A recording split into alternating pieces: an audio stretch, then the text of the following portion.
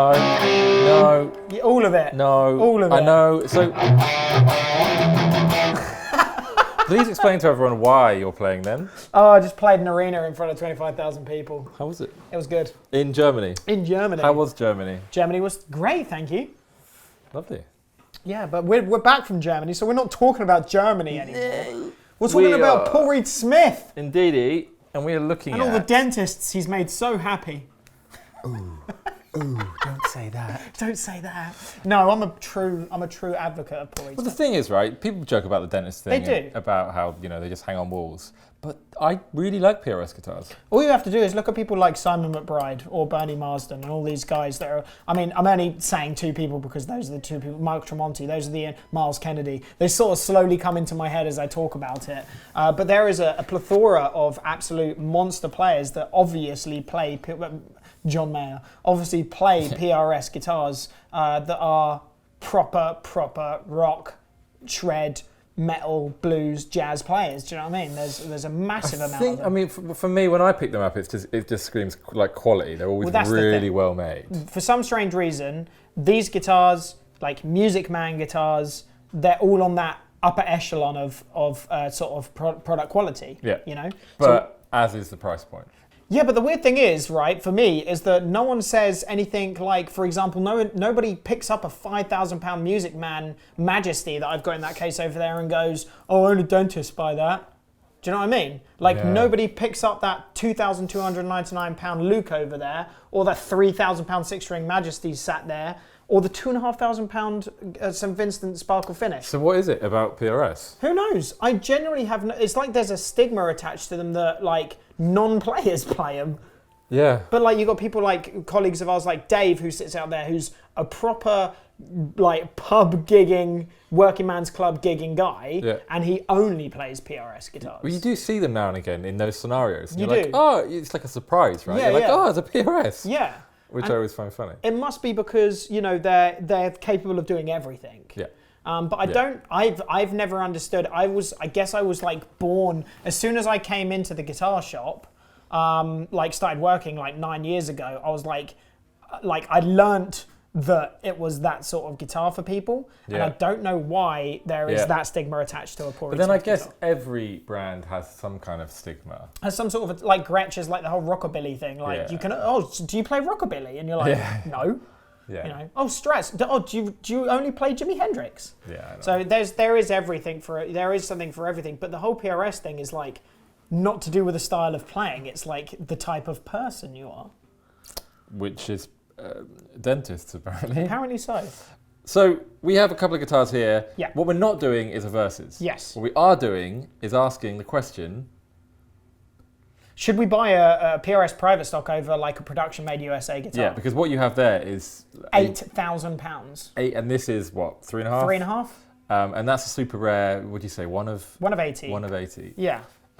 So this is your kind of This is the everyday model that you can pick off the shelf for PRS guitars. That's it's a McCarty 594 American-built instrument, but the peak of what the American side of things makes that's not completely handmade out of the private stock sort of stuff.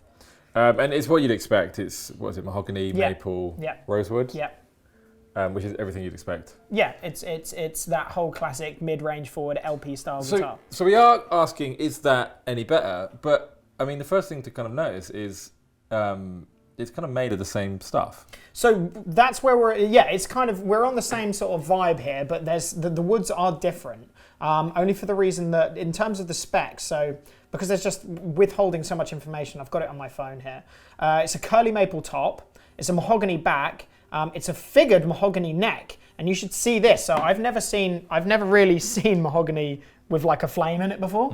So that's mahogany with flame on it. So it's very, very attractive. PRS like doing that. They do love flame in the back of their neck. They love flaming everything.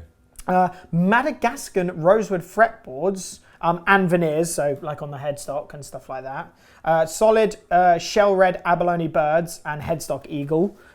which is just insane. The headstock, the eagle on the headstock's crazy. That's cool. Flame maple binding around the actual entirety of the guitar, should I say.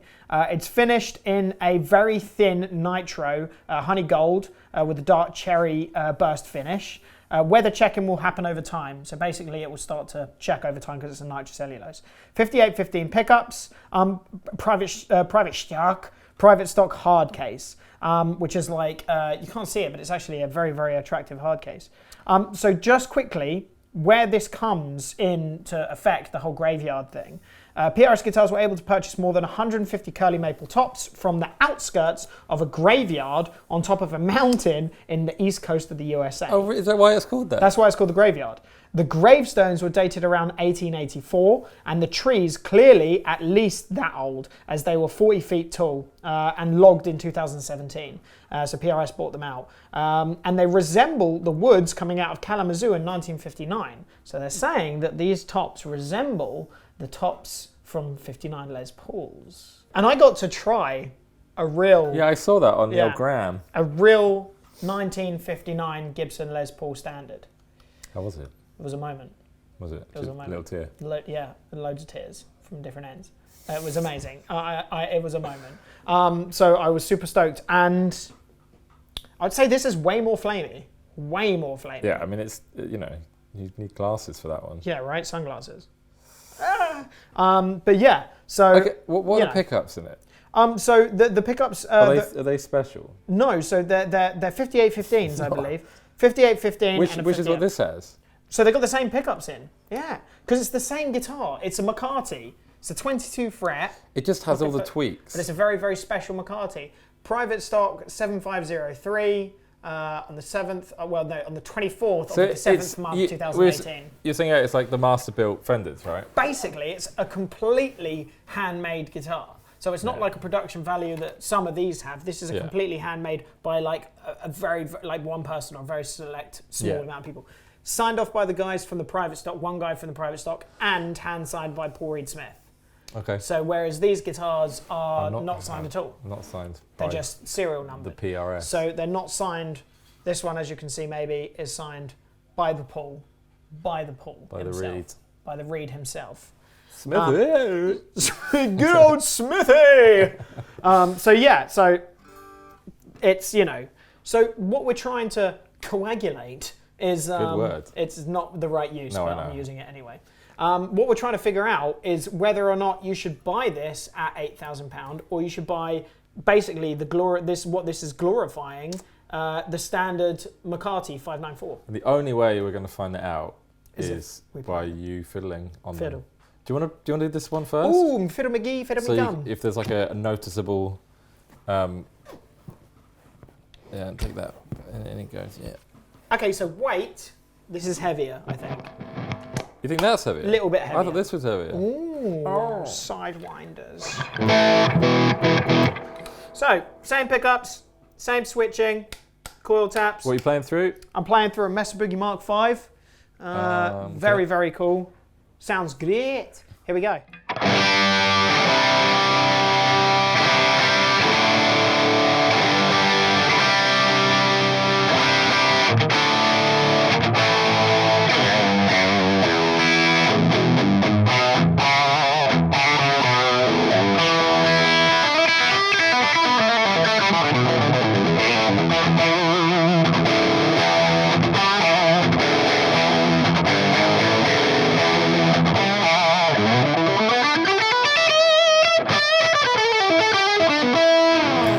So the good thing about the amplifier and the guitar's sort of dynamic range is that if I go to the neck pickup and have this amount of drive on there,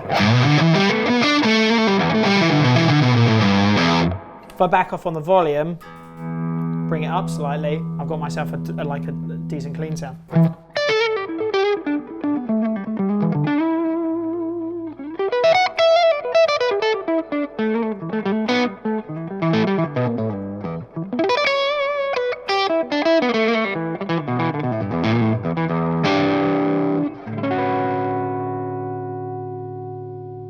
Other thing is, if I go to the bridge pickup, do the same thing. Pull the tone knob up. I've got myself like a coil tapping situation going on here. Split tap. Ooh. Ooh. Ooh. Ooh. I have no idea. It's always a split, though. It's got to be, right? It's not going to be a tap on an expensive guitar, but I don't know. Anyway.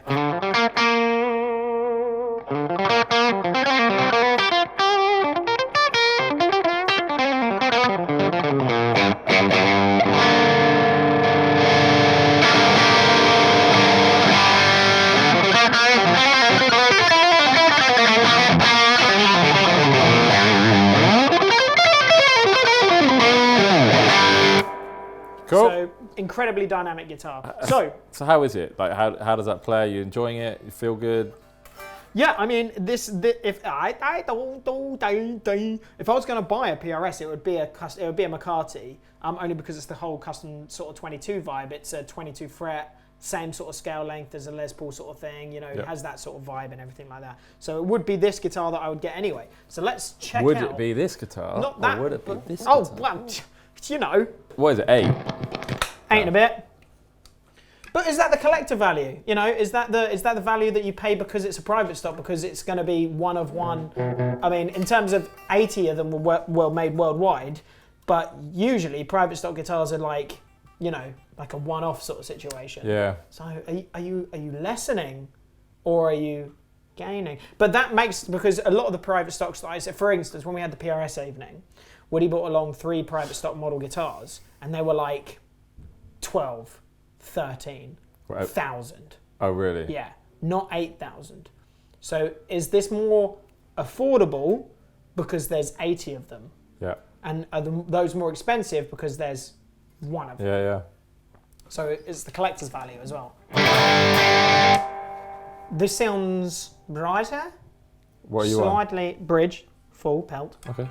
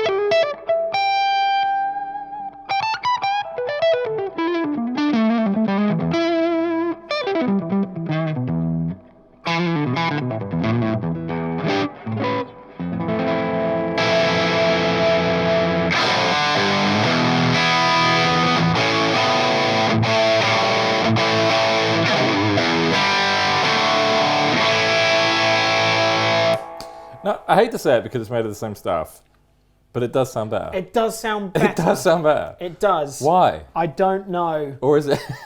Or is it because because it's more money? You think you're playing better, maybe? No, this is set up very, very similarly to that. But there's nothing that would make it sound any better. No, but apart from the. So is this where the tone wood conversation comes into, like, actual people that are like, tone woods don't make a difference? Are we hearing the difference of the tone wood? Because this tree, if comes from a graveyard. No, yes, it's full of dead people. The dead souls. Yeah, it's absorbed the darkness of death. Well, technically, the ground would absorb. The ground would be more fertile, people. right? So I'm thinking that the ground might be more fertile so you've got as well. Dead people in that guitar. Yeah, that's true. Das ist true, ja. But the one thing that I'm thinking that's really important don't say it in a German accent. is that the wood, if anything, if the graves are from 1884, yeah, and the trees far outdate the gravestones because they're like 40 foot tall and insanely wide, I'm thinking that this wood is older than, you know, the 18th century. So it's got loads of dead people. So it's got loads of dead people in there. It's absorbed the souls of many. But what I'm saying, like, does that make a massive, massive difference? Does the tone wood, does the wood, the age of the wood make a difference to something that may have been, you know, sourced recently? The same mahogany, but different I age. I hope it comes across on camera because it really does sound that like extra. Yeah, This sounds cracking still, but it's Yeah. just got that extra. It's got something to it. It's got an extra $4,000 there. Yeah, it's You got know what that I mean? extra $4,000 of tone. £1 a tone. Interesting. I wasn't expecting it. I was quite expecting them to be the same. Well, just in terms of like the amount of guitars that I've played over my years, I was expecting them to be very close, like very close. But as soon as I played that big G chord, play this one again. I just want to make sure. Because so I'm going to play a G now, and then I'm going to play a G on I that. might even back to back them. Yeah. It doesn't sound as good. It doesn't sound the same. That's it weird. doesn't sound the same. There's more upper treble dynamics to it. There's more top end coming out of this guitar than this guitar. Interesting. Very interesting. I I think it's probably down to the Pearl Eagle. I think it's down to the single eagle. Yeah. That's Instead of saying Paul Reed Smith, it's. And obviously he signed it, so there's some, and he signed it. Yeah. there's some finger juice. You should stop. Interesting. So yeah, it is worth the money. I genuinely think that if you want a piece that is like only for you, and you're going to play it because this thing is going to age. That's another thing that I'm really thinking about. All of a sudden that came into my head is that this will be like a polyurethane finish. This will be a poly finish. Yeah. And the reason that you never see like old PRS guitars Yeah. is because it's not built to crack and lacquer, crack and check over time. But this is. This is. So that's like So when we you will play, see them. Yeah, you will see a few, but at the same time, what I'm saying is that a really thin coat of nitro will help the guitar to resonate more as well. So there's a lot of there's a lot. Of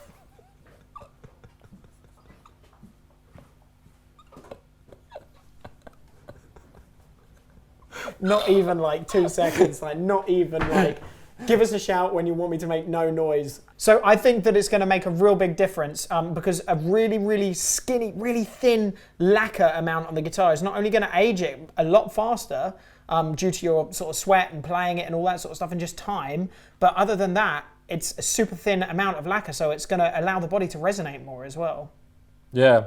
So, I guess so the PRS relic doesn't exist. No, it doesn't, because they're all unless you've got like the wood grain finish ones, like the satin finish ones, they're obviously going to just get beaten up and age quicker just because of the nature of the finish. Well, maybe he'll do that. Yeah, maybe. So maybe PRS should start finishing more guitars with a nitro finish so that they get some cool relict style PRS guitars in the future. Because at the moment you're only going to have like 80 of them. But will the dentists like it? Will the dentists like non-new looking guitars years later down the line? But is it because dentists, is it the whole thing of dentists because they earn a lot of money? Is that why? Probably, yeah. It's And they're that, expensive right? guitars, Yeah. and they're kind of. I mean, I've never actually ever gone into a dentist and seen a PRS on the wall. I don't But know I challenge any anyone to have found that. I don't know any dentists that play guitar, so yeah. And Anyway. my girlfriend's a dental nurse, Is so she? yeah, she works. Has she ever seen one? She works in a private dentist, so they make all the moolah, and none of never them own seen a PRSs. It's false then. Yeah, false. But we should mention we've got a banging range down here. We've got an insane collection of American PRS guitars. What did you say in the intro video? Smorgasbord. A smorgasbord, I don't know what that is. or a smorgasbord. Yeah. I guess a smorgasbord is like, when you go to a restaurant and they go, would you like a smorgasbord of cheese? Where it's like a fine selection of cheeses. They've Like never a done that to large me. amount of cheese. They just say, do you want a Just board some of cheese? You want a cheese board? Mate, do you want a cheese board? But we do have... I go to clearly more upmarket restaurants. we have a huge smorgasbord Yeah, a plethora. of PRS, Yeah. ranging from... Going from, I don't know, like all the way down from £300-400 all the way up to really? $8,000. Not American made. So we do the whole. We have loads of everything. American in. We've got a crazy amount of American made PRSs in stock as well. Custom 24s, custom 22s, Gold ones, McCartys. Private stocks, limited editions, special editions, private stocks, special editions, coloured editions, private stocks, special editions, coloured editions. We do a very wide range of Paul Reed Smith guitars. Sweet. Nice So we've concluded that that is worth the money. Yes. Sweet. Play it. Cool, let's jam. Yeah, let's play some fiddles.